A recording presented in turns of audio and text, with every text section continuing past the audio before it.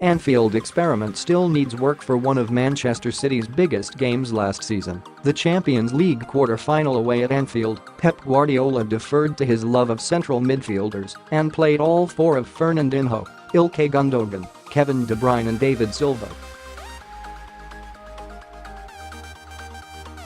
The manager accepted afterwards that the decision hadn't worked, but insisted it could. "I don't have doubts they can play together," was the response. The experiment had not been repeated since, although De Bruyne has rarely been fit since, in fairness, but was brought back out for this important game, with Fernandinho dropping into the back four when the team were on the back foot but stepping up to form a four-man box midfield in possession.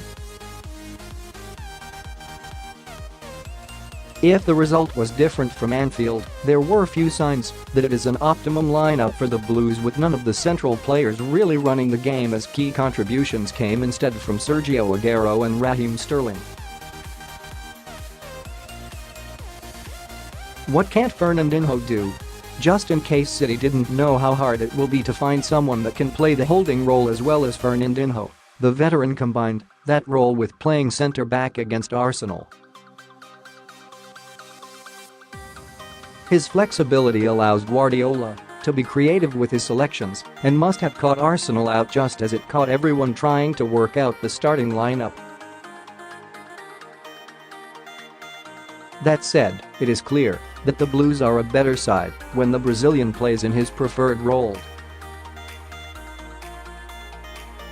De Bruyne still working his way back. Asked after the Newcastle game whether De Bruyne wasn't quite right, Guardiola pointed out that it had recently been put to him that his playmaker was back to his best. Decent performances in the cup games in January have not married with progression in the league, and it was another afternoon that City's Belgian looked to have mislaid the magic that he was almost never without last season.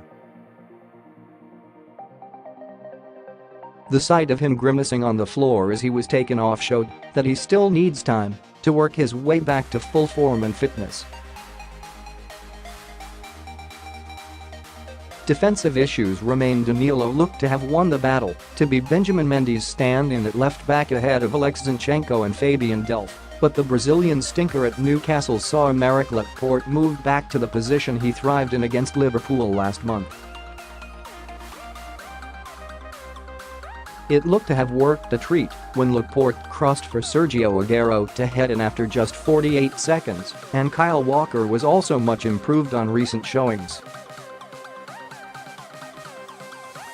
However, Nicolas Otamendi blundered twice to concede the corner that Arsenal equalised from. Read more from City 3-1 Arsenal.